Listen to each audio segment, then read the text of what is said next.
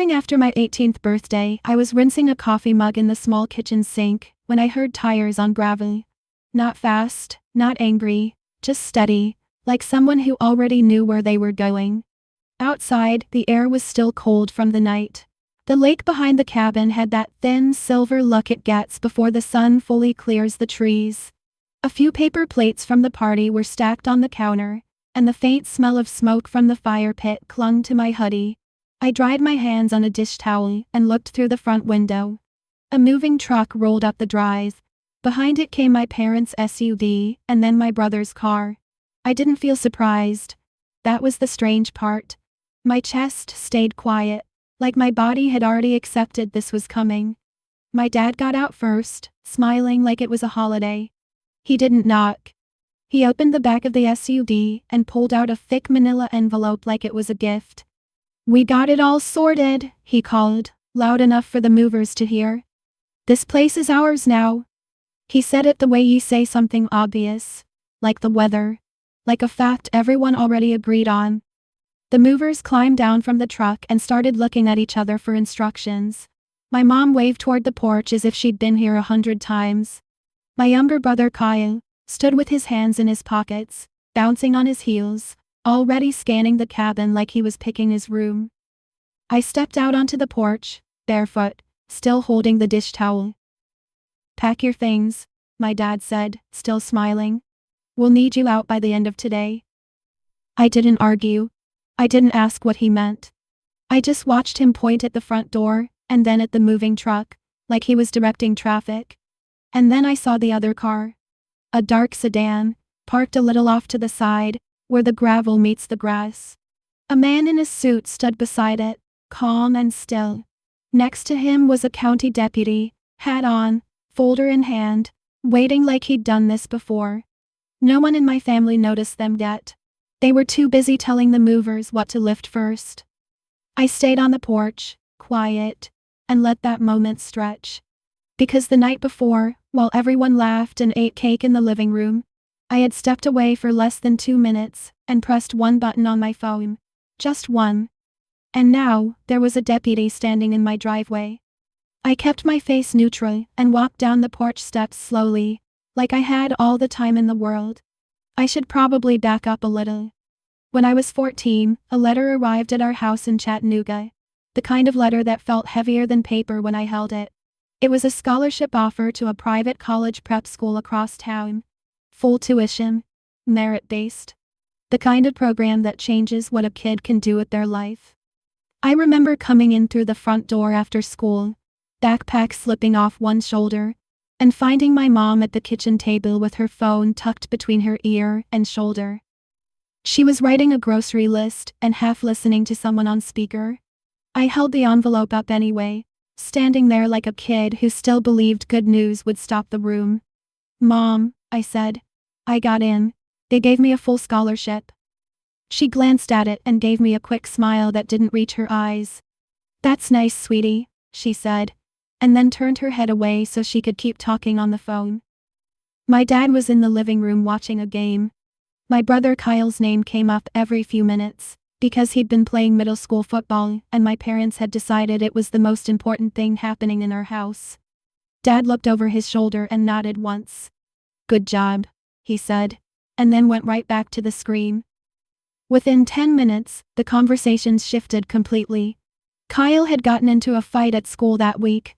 Nothing serious, just a scuffle that turned into punches. He'd been suspended for a few days, and the whole house rearranged itself around it. My parents called the principal. They insisted it was self-defense. They hired someone to help him keep up with schoolwork. My mom baked cookies for his teammates and invited them over, like the suspension was something to recover from, like he'd been wronged. My scholarship letter sat on the counter, unopened after I'd shown it to them, like it didn't matter enough to even read the details. That night, after everyone went to bed, I opened it alone at my desk. I read it twice, then a third time, because it felt unreal to have something good happen that didn't involve anyone else's approval. I framed that letter myself with a cheap frame from a craft store and hung it on my bedroom wall. Not for attention, mostly so I wouldn't gaslight myself later into thinking it hadn't happened. That was the first time I understood something clearly. My wins were expected. Kyle's problems were treated like emergencies. The second time it hit me was the following year. Kyle was 15 and had one of those expensive bikes my parents bought him after a good season. He was riding around the neighborhood with friends, showing off, and he clipped a neighbor's parked car, scratched the side, dented the panel. Enough damage that a real repair would cost a couple thousand. I watched it happen from the front yard. I heard the metal scrape. I saw his face go pale for half a second, and then I saw him recover, because he knew what came next. My parents drove over, apologized, and wrote a check on the spot. And then, later that week, they took him to a bike shop and upgraded him to a better one. They said it was a lesson about responsibility. But when I was younger and knocked over an old ceramic bowl my mom kept from her childhood, I got grounded for weeks. No phone, no friends. A long lecture that somehow turned into a conversation about how careless I was. Kyle didn't lose anything, he gained something. That's when I stopped sharing good news in real time. Not because I wanted pity, because I didn't want to keep offering parts of myself to a room that wouldn't hold them. I learned how to be quiet, how to handle my own feelings, how to plan in my head without asking permission. And that's the kind of kid my grandparents paid attention to. The cabin came into my life the way safe places usually do. Slowly. Quietly. Like something you don't realize you've needed until you're already breathing differently. My grandparents, Warren and Evelyn Hale, lived about an hour and a half outside the city, up near the edge of a lake and a stretch of dense woods. It wasn't a fancy place, it was solid, hand-built, cared for, practical. The kind of cabin where everything has a reason and nothing is there just to look pretty.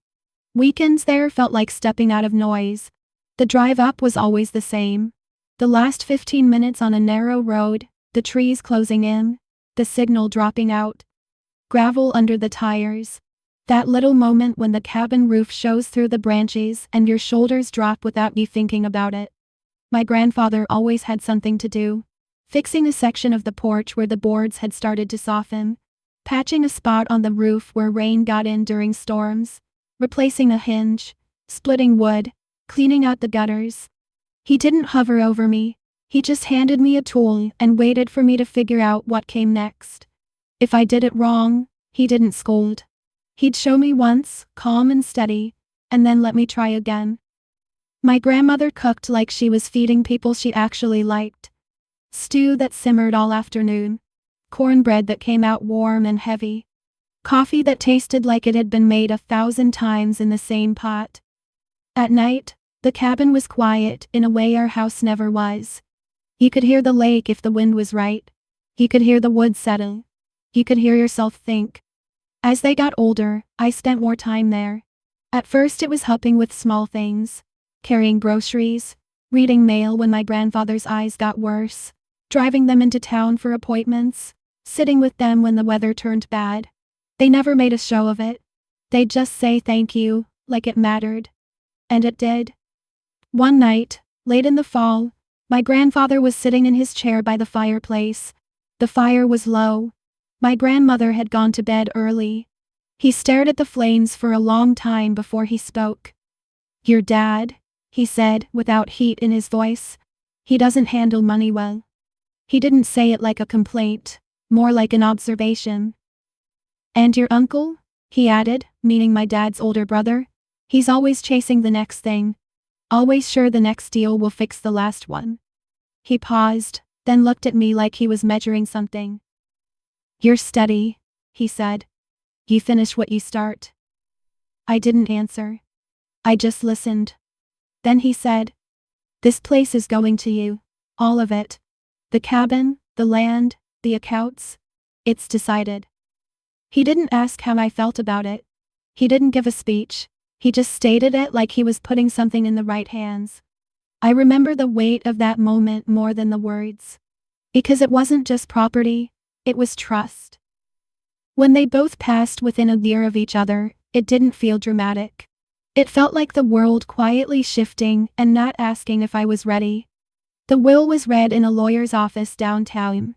The documents were clean, specific, no confusion. Everything went to me. Not split, not shared, not to the family, to me. After that, the way my family talked about the cabin changed. At first they acted sad, then they acted practical. Then they started acting like the cabin was a family place, which is a phrase people use when they want access without responsibility. They started showing up more. My dad would come with maintenance suggestions. My mom would walk through rooms and talk about what should be updated. Kyle would take pictures of the lake and talk about how good it would look on social media. My uncle would pace the property line with his phone in hand, reading out numbers from listings, making comments about what nearby places were selling for. The conversations always drifted to the same point: how much it was worth, how hot the market was, how smart it would be to sell. They said it like they were protecting me from a burden, but they never asked what the cabin meant to me, not once. And by the time I turned 17, I already knew I'd have to protect it the way my grandparents protected it: quietly, legally, completely. The attorney my grandparents trusted was named Daniel Mercer. His office smelled like paper and old coffee, and everything on his desk was stacked neatly, like he didn't believe in chaos. A few weeks before my 18th birthday, I sat across from him and listened while he explained the plan again. An irrevocable trust. The cabin deed transferred in, the land included, the accounts funded into it. Me as sole trustee. It was clean, it was allowed, it was final. He didn't try to scare me, but he didn't soften it either. Once you do this, he said, your family may react badly. I nodded, because I already knew. The night before my birthday party, I barely slept. The cabin was full of familiar sounds, but my mind wouldn't settle. I walked from room to room, touching the back of a chair, the edge of a table, like I was checking that everything was still real. The next evening, my parents insisted we celebrate up there. They framed it as family time. They brought food, decorations, a cake, and a lot of noise. People laughed, glasses clinked. My mom insisted on taking pictures. Kyle played music too loud. My dad kept saying things like, "This is the start of your future." At one point, I stepped away like I was just going to the bathroom. I went into the small hallway, leaned against the wall, and pulled out my phone. Daniel had told me the documents would be ready the moment I turned 18. Digital signature, time-stamped, filed immediately. My hands didn't shake. I pressed confirm. Then I put the phone back in my pocket and walked right back into the living room like nothing happened. I smiled when someone looked at me. I cut the cake. I said thank you. I listened. And then I went to bed with the cabin quiet again, like it was holding its breath. The next morning, I was at the sink rinsing a coffee mug when the moving truck arrived. And now I was standing at the edge of the porch steps, watching my dad direct strangers toward my grandparents' furniture as if he'd always owned it. I didn't raise my voice, I didn't rush. I just looked past him, toward the dark sedan, where Daniel Mercer stood with a folder in his hands, waiting beside a county deputy. Then I stepped off the porch and walked down the gravel drive to meet them, and I let my family keep talking, for a few more seconds, before they realized the day wasn't going the way they planned. Then I waited. Daniel and the deputy were standing in that quiet space where the driveway widens, right before the gravel turns into packed dirt. Daniel gave me a small nod, nothing dramatic. The deputy's posture was neutral, hands relaxed near his belt, eyes taking in the moving truck, the open ramp, the movers hovering with a couch halfway angled toward the porch. I stopped beside them and kept my voice low. "Morning," I said. My dad was still talking, still confident, pointing out the dining table through the front window like he was listing inventory. "Start with the heavy stuff," he told the crew. "We'll sort the smaller items after." My mom was already pulling flattened boxes out of the SUV. She had a black marker in her hand and was writing labels as if she'd done this 100 times. Kitchen, linens, Kyle's room. Kyle stood near the truck, grinning at one of the movers like they were teammates. Daniel didn't speak yet. He just opened his folder and checked one page, then another. It looked like a practiced routine. The kind of calm you only get when you know your paperwork is solid. The deputy shifted his weight slightly and waited. I watched my family for a few seconds longer.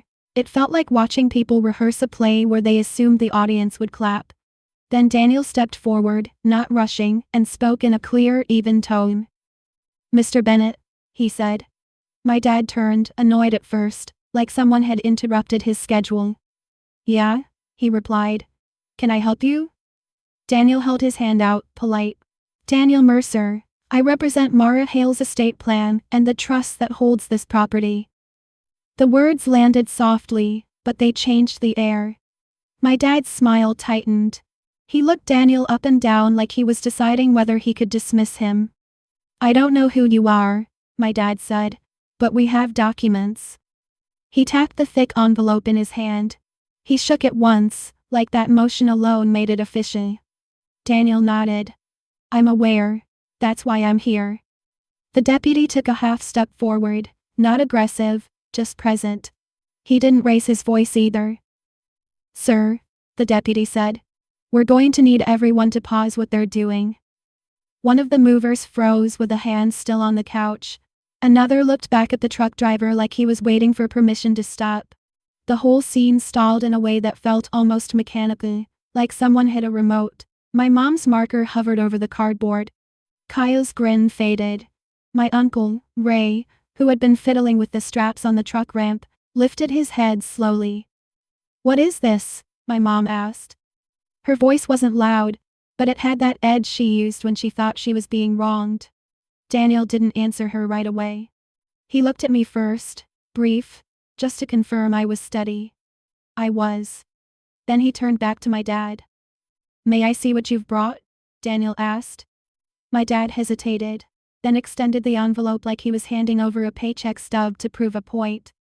Daniel took it and removed the papers carefully, sliding them out and flipping through them in place. No rushing, no frowning, just reading. My Uncle Ray stepped closer, hands on his hips. "This is a misunderstanding," Ray said quickly. "We're family. We're just fixing what was supposed to happen." Daniel kept reading. Kyle's eyes stayed on the deputy, not on Daniel. The deputy was real in a way paperwork wasn't, and Kyle understood that instinctively. His foot tapped against the gravel, a small nervous motion he probably didn't notice himself doing. My dad cleared his throat, trying to recover control. "The cabin belongs to us," he said. "It was always meant to be a family place. We're just making it official. She's 18, she doesn't understand this stuff."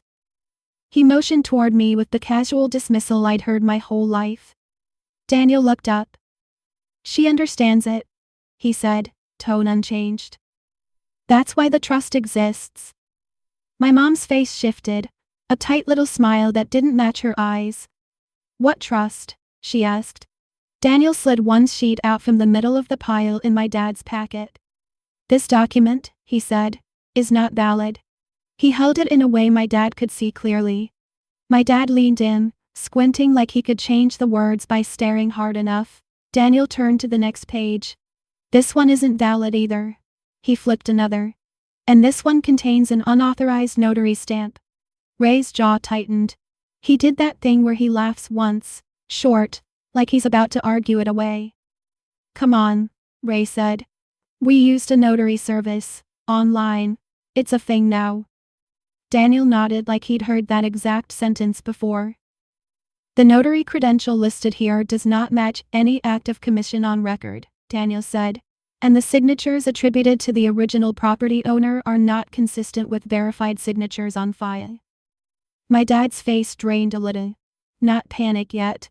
More like the moment before panic when your body hasn't caught up to the fact you're cornered. My mom reached for my dad's arm, lightly, as if to steady him. Kyle spoke before anyone else could stop him.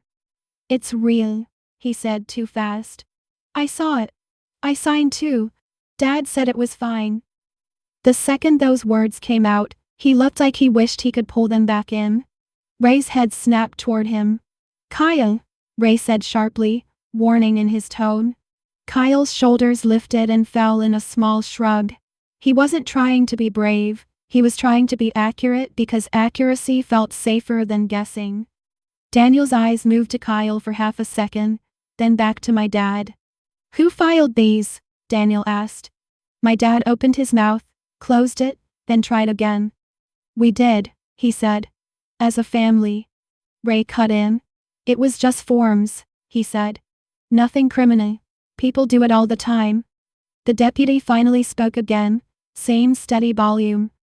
"Attempting to transfer property without the legal owner's consent can be criminal, sir," he said. "Especially when the instruments are fraudulent." My mom's hand went to her mouth like she was surprised by her own situation. "This is ridiculous," she said. "We're not criminals. We're her parents." Daniel didn't argue. He pulled out a different set of papers from his folder, crisp, printed, clipped neatly together. He handed the top page to my dad first, then one to my mom, then one to Ray. "This is the trust summary," he said. "Executed lawfully, time-stamped, recorded. The cabin, the land, and the associated accounts are held by an irrevocable trust. The trustee is the only person authorized to make decisions regarding these assets." He paused for a beat. "The trustee is Mara." That was the first time my mom looked directly at me that morning. Not like a parent. Like someone measuring what they could still get. My dad's hands shook slightly as he read. He tried to hide it by gripping the page harder. "This can't be right," he said. "She can't do that without us." Daniel's tone stayed gentle, almost boring. "She can," he said. "She did." The mover stood frozen, eyes moving between the deputy and my family. The couch sat on the porch at an angle, one corner still wrapped in moving blanket. It made the cabin look like it had been caught mid-breath. Ray stepped forward, voice rising just enough to show strain. "So what now?" he asked. "You're just going to kick out her own family?" Daniel didn't take the bait. "What happens now," he said, "is everyone stops moving property, immediately. And we document the attempted transfer so there's a record of what occurred today." My dad's face hardened again, reaching for control the way he always did. "We can talk about this," he said. "No need for law enforcement. We'll handle this privately." The deputy's expression didn't change. "This isn't a private situation anymore," he said. "He brought a moving crew onto someone else's property and directed them to remove items. That's why I'm here." My mom's voice went thin. "You called them?" she asked me. I didn't answer right away. I looked at the lake behind the cabin, just for a second. The surface was still. The air smelled like pine and exhaust from the moving truck. Then I looked back at her. "I didn't call anyone this morning," I said, calm. "I planned ahead." That was the first time my dad looked genuinely afraid. Not of losing the cabin, but of losing the narrative. Ray tried again, softer this time, like he was switching tactics. "Mara," he said, "you're being extreme. This is family. We're trying to help you manage something you don't understand." I nodded once, not agreeing, just acknowledging he spoke. Then I said, "I understand it." The deputy cleared his throat. "Ma'am," he said to me, "do you want them trespassed if they don't leave voluntarily?" My mom flinched at the word like it hit her physically. "Trespassed?" she repeated. "From her own family's cabin?" I didn't answer that either. I didn't need to. Daniel stepped slightly toward me, still quiet.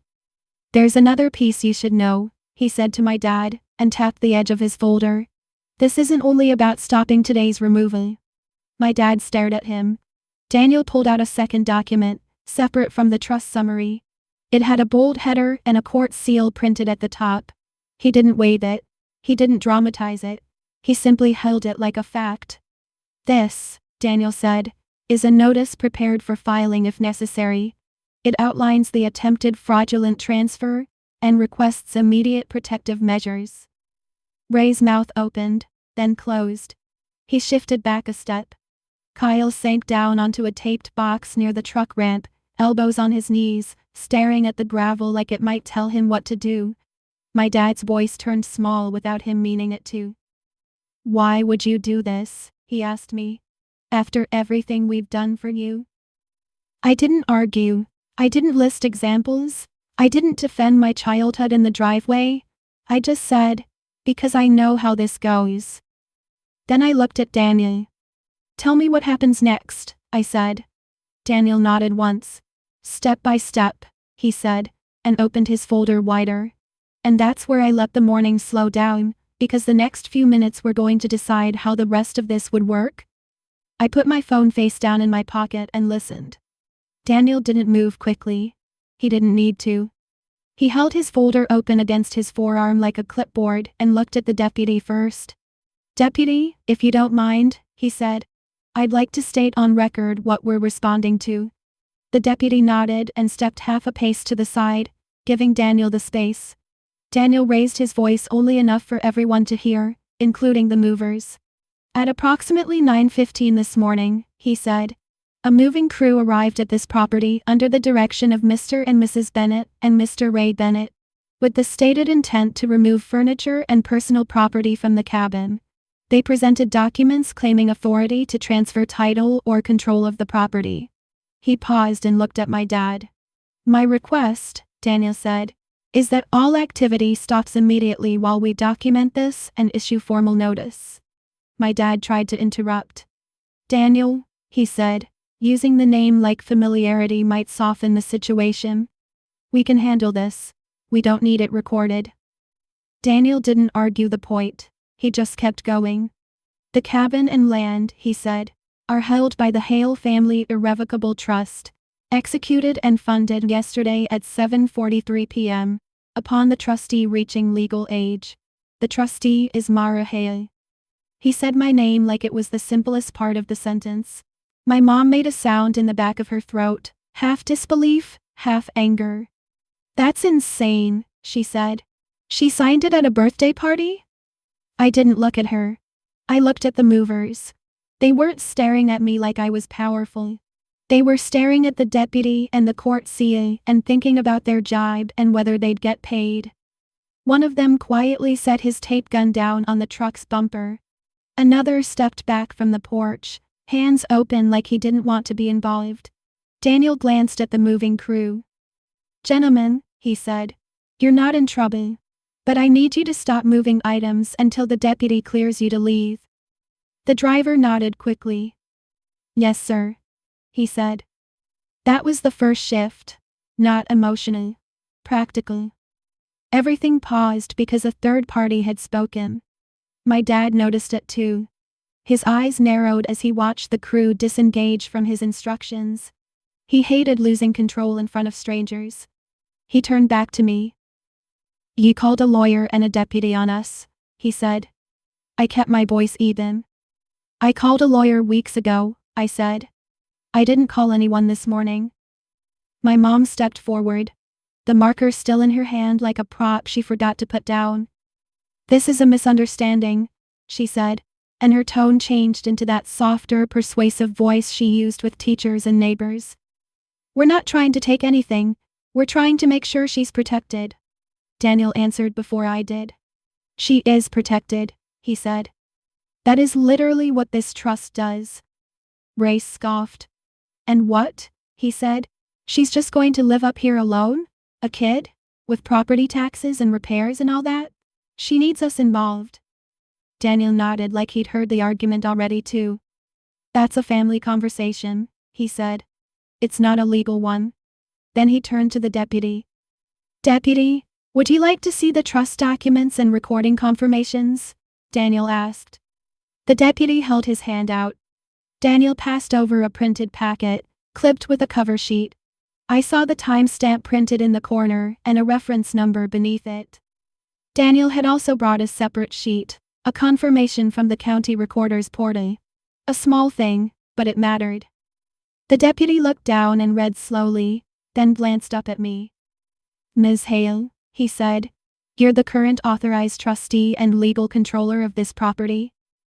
"Yes," I said. He nodded once and looked back at my father. "Sir," he said, "at this point, you do not have authority to direct removal of anything from the cabin." My dad's jaw tightened. "We're her parents," he repeated. like it was a key that should open the door. The deputy's voice stayed flat. Parents don't override property law, he said. Not when the owner is an adult. Kyle made a small sound from the box where he was sitting. He rubbed his palms on his jeans, looking like he was trying to erase what he'd done. My dad looked at Kyle. Get up, he snapped, then caught himself and softened. Kyle, come here. Kyle didn't move right away. He glanced at my mom, then at Ray, then at me, like he was trying to figure out which version of reality to stand in. Daniel noticed, but he didn't address Kyle directly. He turned to my dad and held up the packet of documents my dad had tried to use. Let's talk about these, Daniel said. He pointed to a section. This signature line, he said, purports to be Warren Hale's signature. It is not. Ray opened his mouth, but Daniel continued without raising his voice.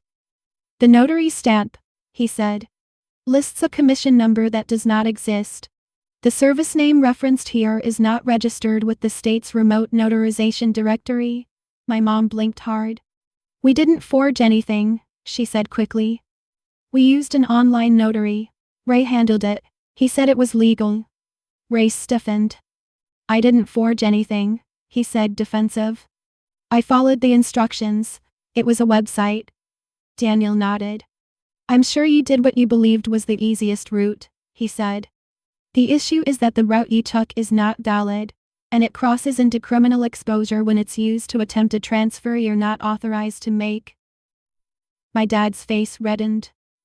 Criminal, he repeated, like the word offended him more than the act itself. The deputy spoke again, still calm. Title fraud is a real charge, he said. And bringing a moving crew to remove property from a place you don't control can create additional issues. My mom's hand went to her throat. This is humiliating, she said, quieter, and then she looked at me like I had arranged it purely to punish her. In front of strangers. I didn't respond to that. I watched Daniel pull out a small thin notebook from his inner jacket pocket and write something down. Not dramatic. Just documentation. Times, statements, who said what. Then he turned to me. Mara, he said. I want to keep this clean. If you want them off the property today, we do it in the simplest way. I nodded. What's the simplest way? I asked. Daniel's voice stayed steady. Step 1, he said. The deputy gives a clear instruction to leave and not remove anything. Step 2, we provide written notice that any return without permission constitutes trespass. Step 3, we document what's already happened, including the attempted transfer documents, so there's a record if they escalate later. He said it like a checklist, not like revenge. I looked at my family while he spoke. My dad was staring at the trust summary, eyes moving fast, trying to find a loophole. My mom kept swallowing, blinking like she was trying not to cry. But the emotion wasn't grief. It was shock at losing control. Ray's hands were clenched at his sides. He looked like someone whose plan had collapsed and was searching for a way to blame someone else for it. Kyle was still on the box. He didn't look angry. He looked small. My dad looked up at me. You planned this, he said. You set us up. I kept my voice level. I protected it, I said. That's all. My mom tried another angle, softer again. Mara, she said, honey, just talk to us. We can fix this. You don't need a trust. We can all be on the deed together. That's fair. Daniel's gaze moved to her, then back to me, waiting to see if I wanted to speak. I didn't. Not yet. Because the truth was, I had already talked to them. For years. In 100 small ways. It never changed anything. I turned to the deputy.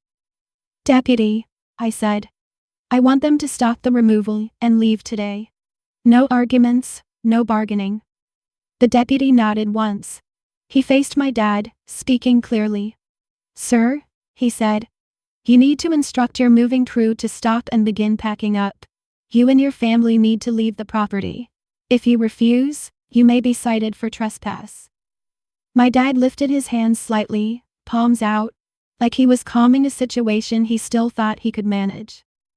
Okay, he said. Okay, we'll go. But this isn't over. Daniel wrote again in his notebook. My mom's eyes widened. Don't write that, she said to him, panicked. He didn't mean it like that. Daniel didn't look up. I'm writing what was said, he replied. Ray stepped closer to my dad, lowering his voice, but I still heard the sharpness. Just tell them to stop, Ray hissed. We'll deal with this later. Kyle finally stood up. He looked at me for a second, like he wanted to speak, then looked away. The movers started backing toward the truck slowly, hands careful, as if they were leaving a scene that could turn unpredictable. My dad called to the driver, voice tight. Stop, he said. We're done. Pack up. The driver nodded quickly, relieved.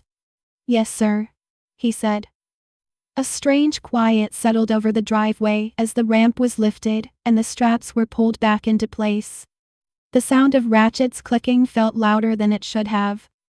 Daniel handed the deputy a single-page notice, and the deputy handed copies to my dad, my mom, and Ray. Do not return without permission, the deputy said.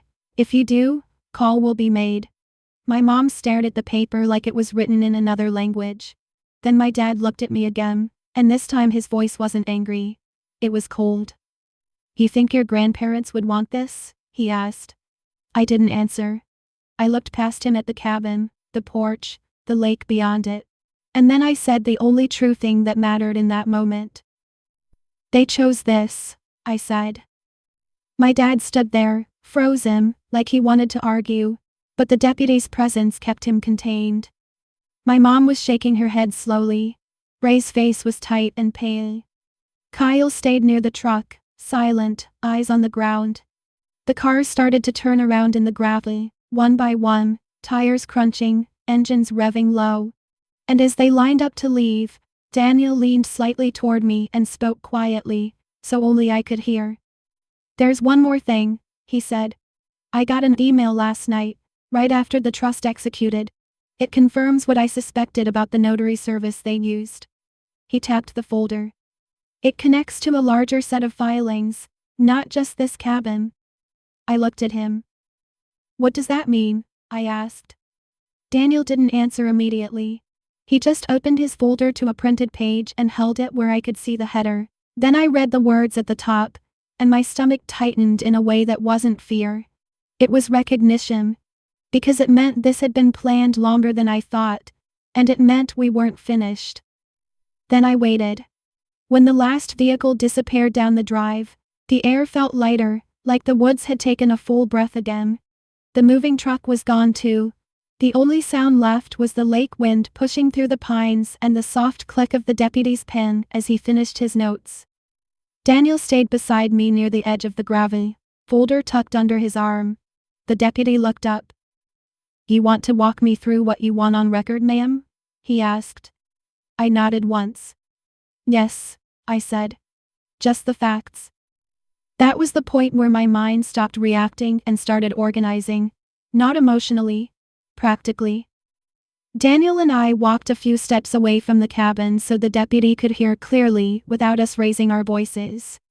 We stood near the old split-rail fence where my grandfather used to lean his tools. The deputy asked for names. I gave them. He asked what they said when they arrived. I repeated it exactly, in the order it happened. He asked if they had permission to remove property. I said no. He asked if they presented documents. I said yes. He asked if any items were removed. I said no, and I pointed toward the porch where the couch still sat angled, half-wrapped, untouched. He nodded and wrote it down. No drama. Just a record. When he finished, he handed me a card with a case number written in the corner. If they come back, he said, call the number on here. Do not engage. I won't, I said. He tipped his hat slightly toward Daniel. Counselor, he said, then walked back to his vehicle. As his car rolled away down the drive, Daniel didn't move right away. He waited until the sound was gone. Then he opened his folder again and pulled out the page he had shown me, the one that made my stomach tighten. It was a printed email confirmation with a header from a remote notary platform. Nothing fancy. Just enough structure to look official. Daniel pointed at a line near the middle. This is the IP log, he said quietly. And this is the device fingerprint. It ties the notarization attempt to the same laptop that filed the transfer forms. I stared at it for a second. So it's traceable, I said. Yes, he replied. Very. He flipped to the next page. A screenshot of a filing queue. There were multiple submissions, he said. Not just one packet. They tried different versions, different dates, different names. That's why I said it isn't only about the cabin. I kept my voice steady. What else did they try to file? I asked. Daniel didn't guess. He didn't speculate. He tapped the page. 2 things that matter, he said. First, a lien-style instrument that would cloud the title. Second, a claim of shared interest, like a backdated agreement. Both were rejected, but the attempts exist. I felt a cold clarity settle in. They were not just showing up with a moving truck. They were trying to build a paper trail that would make me fight for years. I looked toward the cabin. The windows reflected trees and sky like nothing in the world had changed. Then I looked back at Daniel. Okay, I said. What do we do now? He held my gaze and nodded like he'd been waiting for that exact question. This is the strategic shift, he said. Not emotional, procedural. He paused, then spoke slowly, making it easy to follow. Step 1, he said. We lock down access. New locks today, gate code if you want it. No spare keys floating around. I nodded. I'll handle that, I said. Step 2, he continued. We notify the county recorder that any future instruments related to this parcel require direct verification with my office. They can flag the file. Do that, I said. Step 3, he said. We pull a full title history report and we monitor new filings for 30 days. If anything hits, we respond immediately. I took a breath. And step 4? I asked. Daniel's expression stayed calm, but his voice turned firmer. Step 4, he said. We decide whether to go on offense, civil action, a request for an injunction and fees. It depends on whether you want to draw a hard line now or wait to see if they back off. I didn't answer immediately. Not because I was unsure, but because I wanted to choose the right order. I walked up the porch steps and sat on the top one, bare feet on the wood, the boards cool from the morning shade.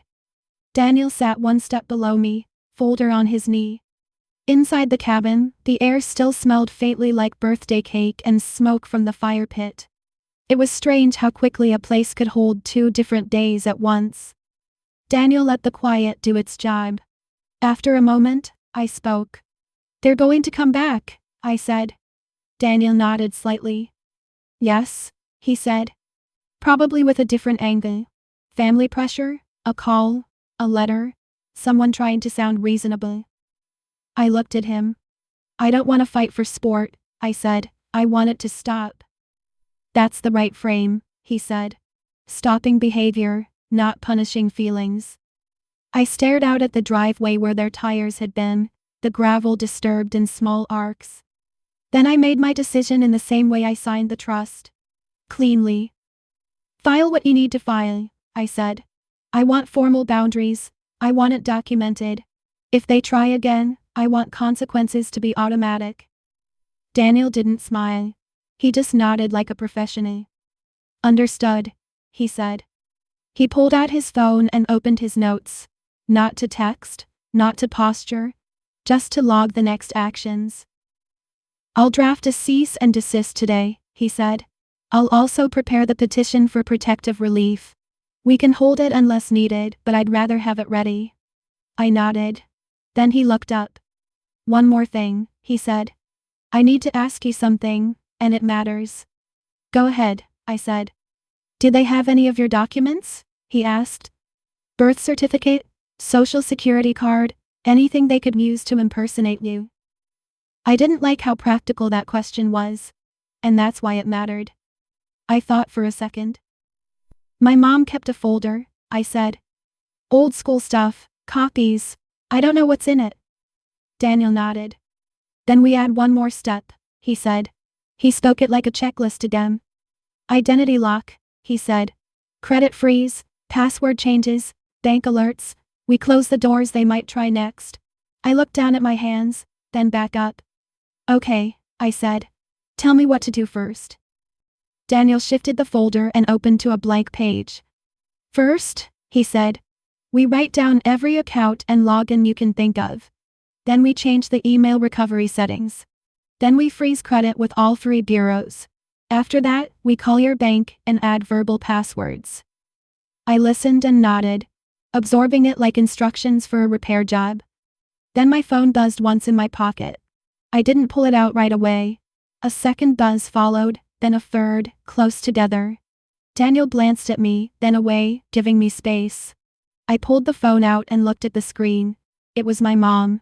3 missed calls. Then a text appeared under them, short and sharp. We need to talk. Call me now. I stared at it for a moment, then set the phone face down on the porch step beside me. Daniel watched me quietly. I didn't feel angry. I felt organized. Because now I knew what was coming next, and I knew exactly how I was going to handle it. Then I stood up, walked inside the cabin, and reached for the old landline mounted on the kitchen wall. It hadn't rung in years, but I had a feeling it was about to. Then I waited. The landline rang about 10 minutes later. It wasn't loud, just a sharp, old-fashioned ring that cut through the quiet like it had been waiting for a reason to exist again. Daniel looked up from the porch table where he was sorting papers, and I stood in the kitchen doorway for a second, letting the sound repeat. I didn't rush. I picked up the receiver on the second ring. Hello, I said. My dad's voice came through, tight and controlled, like he was trying to sound calm for someone listening. We're not doing this over the phone, he said. You need to come down to town, now. I kept my tone even. I'm not coming anywhere, I said. A pause. Then my mom's voice, cutting in fast. Mara, please, she said, and she sounded like she was already crying, but I knew that voice. It was her public voice, the one she used when she wanted to be seen as the reasonable person. This is a misunderstanding. You embarrassed us. You scared Kyle. You had a deputy here like we're criminals. I didn't correct her. I didn't defend myself. I just said, you brought a moving truck. My dad came back on.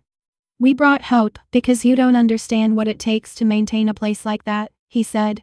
We were doing what was best for the family. I let the word hang.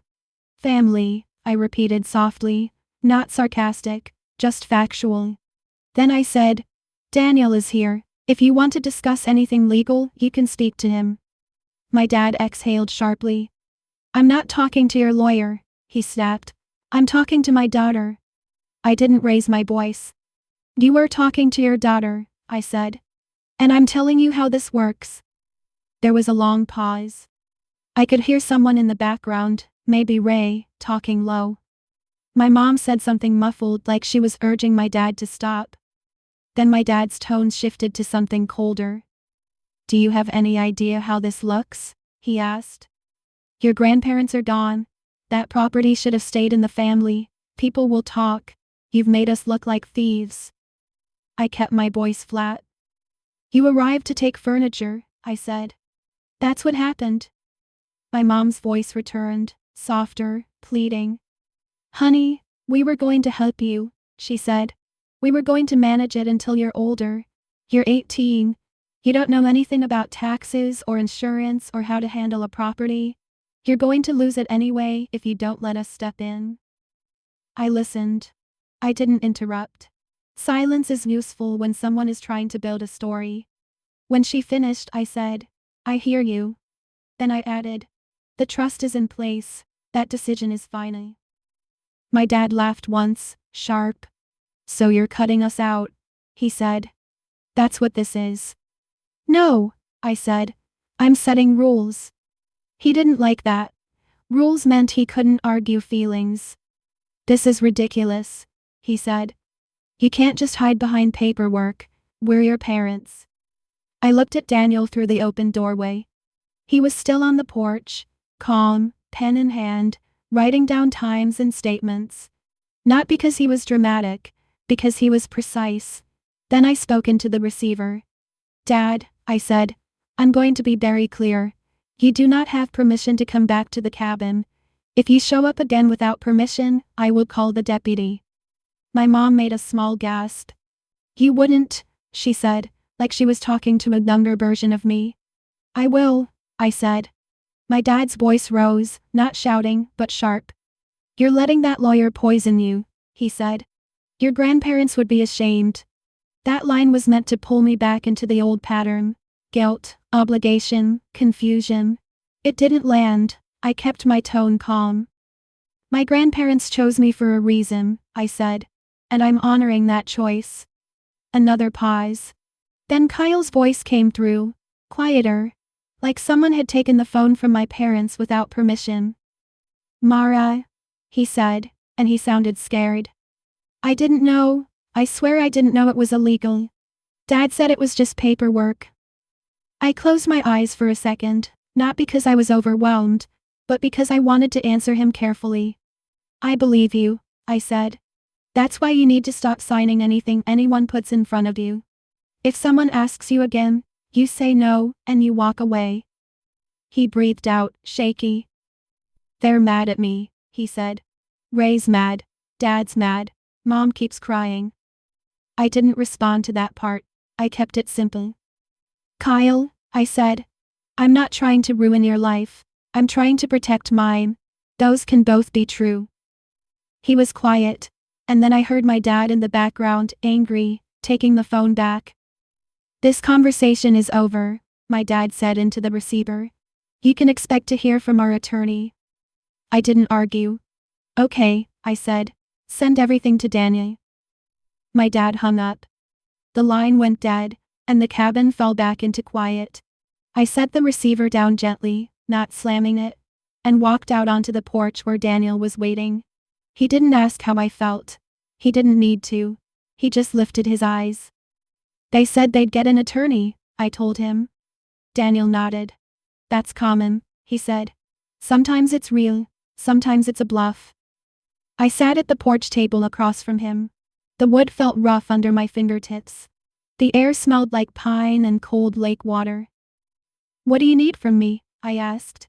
Daniel slid a yellow legal pad toward me. I want you to write down a few things, he said. Not emotions, facts. He tapped the top of the page with his pen. Dates of visits, he said. What they said about selling. Any texts about sharing or splitting proceeds. Any mention of paperwork before today. Anything you saved. I nodded and started writing. Not fast, just steady. As I wrote, my phone buzzed again on the table. This time it wasn't my mom. It was a number I didn't recognize. A voicemail icon appeared right after, then a second missed call. Daniel looked at the screen once, then back to me. Don't answer unknown numbers today, he said quietly. Let it go to voicemail. I let it ring. When it stopped, a text came through from the same number. This is Attorney Fields. Please call me regarding your family's property situation. Daniel reached for the phone, not taking it from me, just leaning close enough to read. His expression didn't change, but his voice turned slightly more focused. Good, he said. Now we have a clear channel. He pulled his own phone out and took a photo of the text for his records. Then he looked at me. This is the controlled setting, he said. We don't debate, we define reality, we respond in writing. I nodded. How do you want to handle it? I asked. Daniel opened his folder and pulled out a draft letter, already prepared, with my name at the top and the trust name underneath. We send a formal response, he said. We lay out the timeline. We include the deputy's case number. We attach the trust summary. We instruct them to cease contact directly with you and route everything through me. I watched him place the pages on the table in a neat stack. Then he added, almost casually, and we request preservation of evidence. I looked up. What evidence? I asked. Daniel met my eyes. The device used for the notary attempts, he said. The emails, the online accounts, the drafts. Anything they delete after today can be interpreted the wrong way for them. He paused, then spoke in the same calm tone. It's not about revenge, he said. It's about making it harder for them to rewrite what happened. I nodded once. Do it, I said. Daniel started writing notes on the top of the draft, clean and tight. Outside, the lake wind shifted, and the porch chimes made a soft metallic sound. The cabin felt like itself again. For the first time that day, I felt my shoulders drop. Not because everything was over, because everything was finally structured. And structure was something I could work with. Then Daniel's email app chimed on his phone. He glanced down, and for the first time that morning, his eyebrows lifted slightly. They moved fast, he said. He turned the screen toward me. It was an attachment from Attorney Fields, a demand letter. And at the bottom, there was a line that caught my eye immediately. It claimed my grandparents had signed a family understanding years ago, promising the cabin would be shared. Daniel didn't react emotionally. He just looked at me. Do you know anything about that? He asked. I stared at the screen, then shook my head once. No, I said. But I know exactly where they would have gotten the idea. I stood up and walked inside the cabin, straight to the hallway closet where my grandmother kept old folders and envelopes in a metal lockbox. I hadn't opened it since the funeral. I knelt on the floor, pulled the box out, and rested my hand on the latch. Then I looked back over my shoulder at Daniel. Stay here, I said. I'm going to show you something. Then I waited.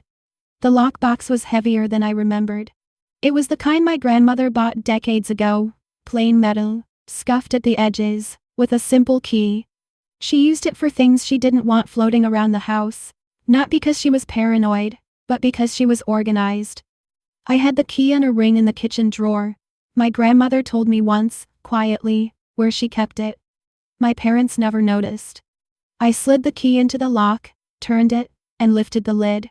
Inside were folders, each labeled in my grandmother's neat handwriting: taxes, insurance, deeds, medical, correspondence, and one folder I hadn't seen before.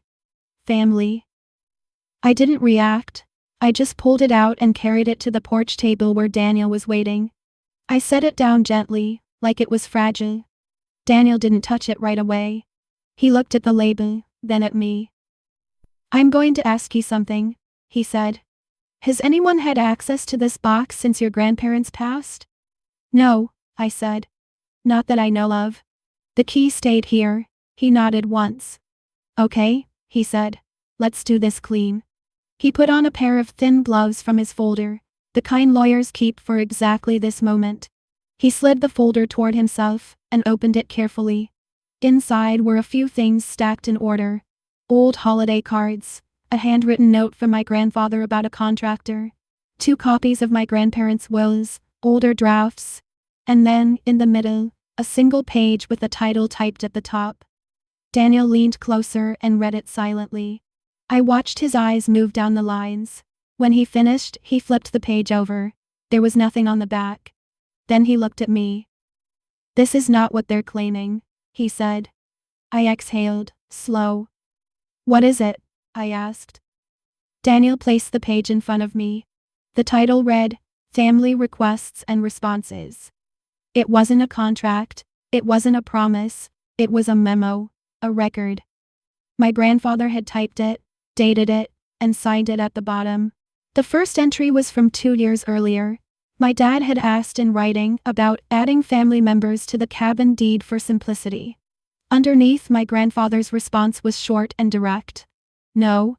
Then another entry. My Uncle Ray asking about selling a portion of the land while the market is strong. Response: no. Then a third entry. My mom asking if the cabin could be used as a shared family vacation property with a rotating schedule. Response: no. Each one had a date. Each one had a line my grandfather wrote at the end, consistent every time.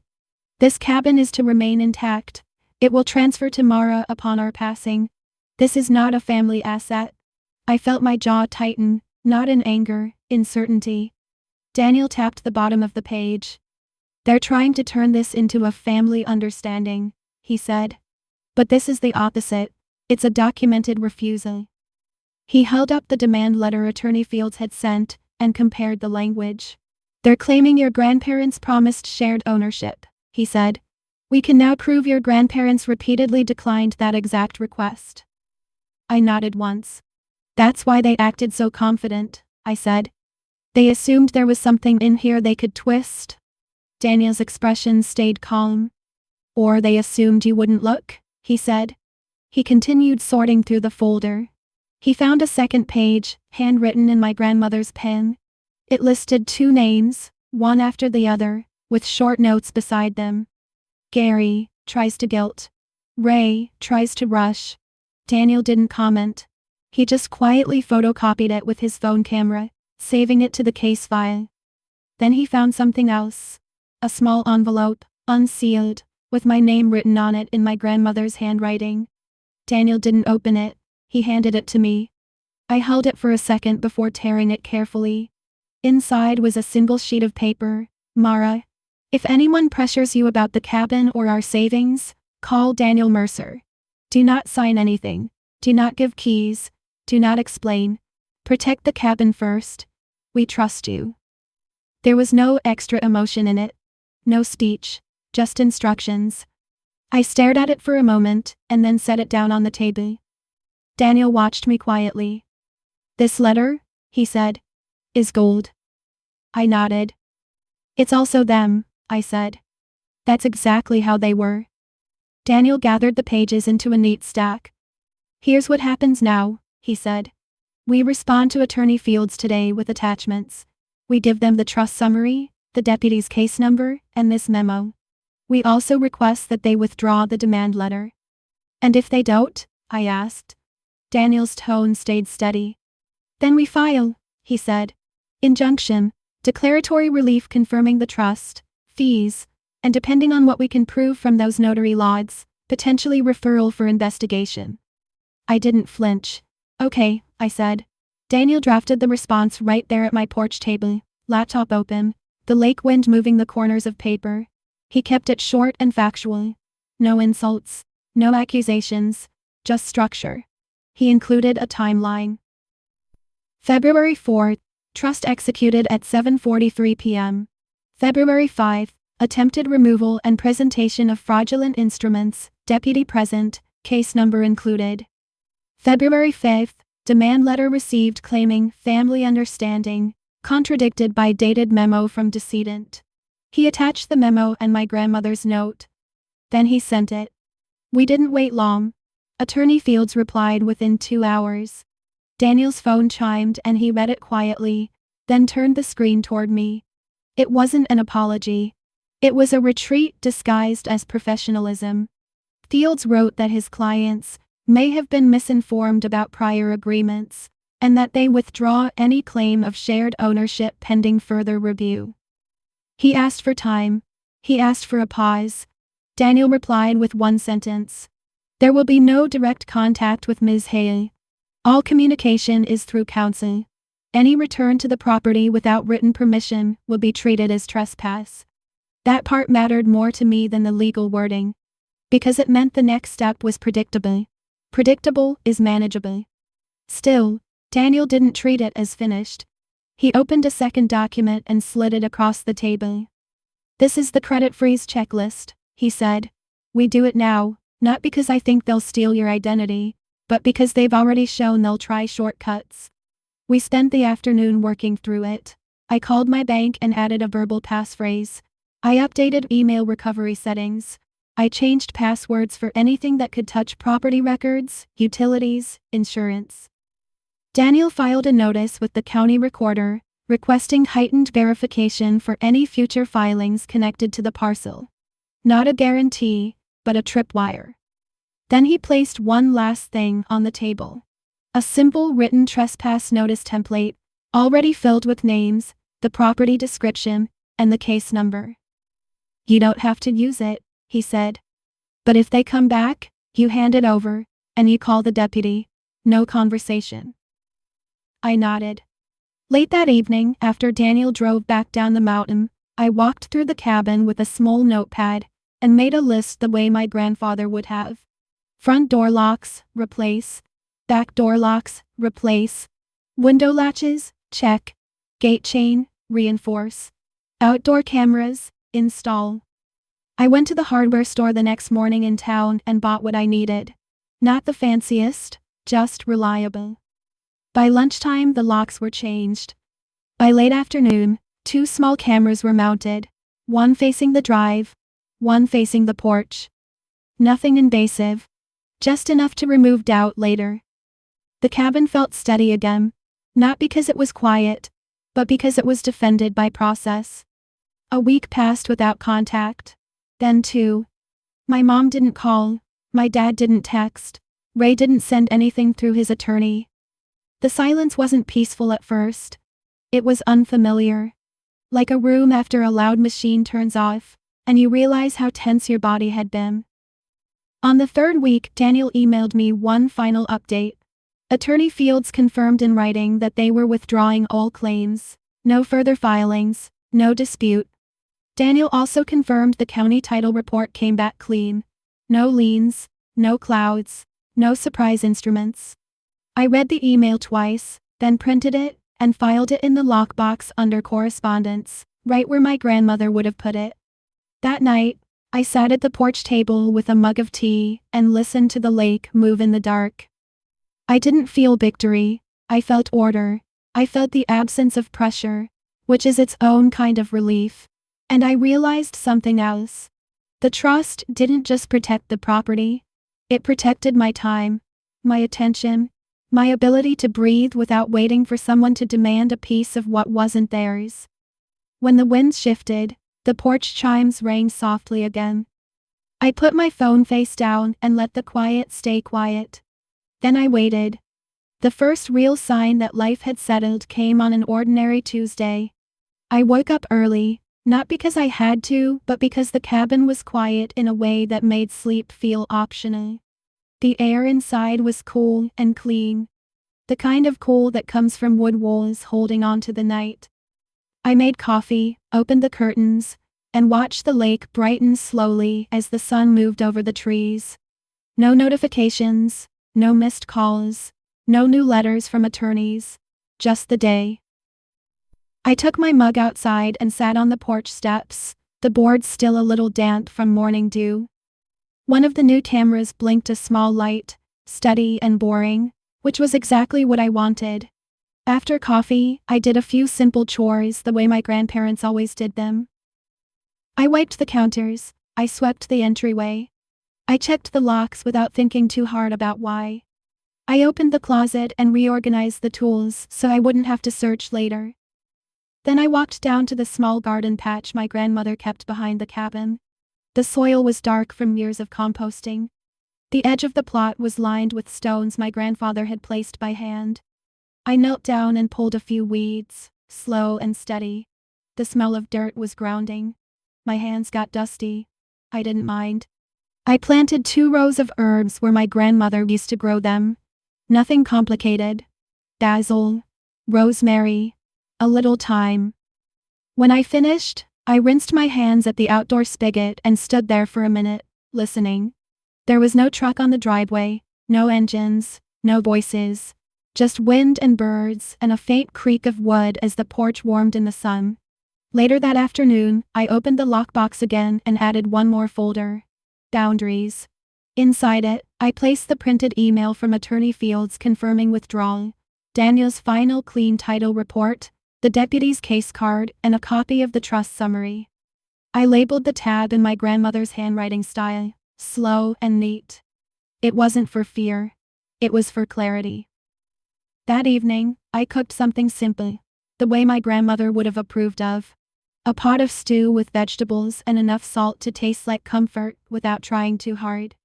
I ate at the old oak table alone, not lonely, just present. After dinner, I washed the dishes, dried them, and put them away immediately. I didn't leave them for later. I noticed how different my body felt when I didn't have to brace for the next call.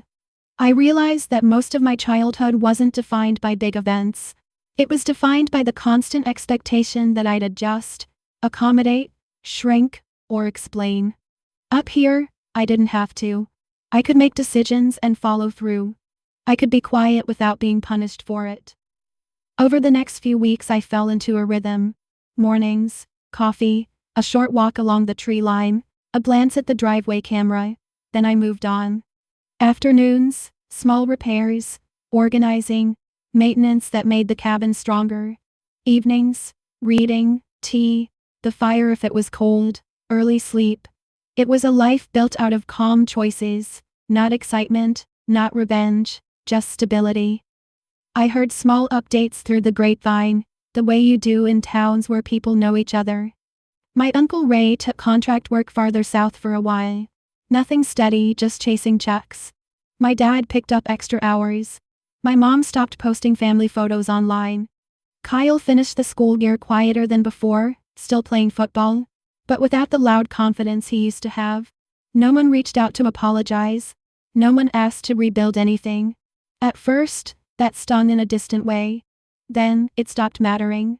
Because what I wanted wasn't an apology that would dissolve the moment it became inconvenient.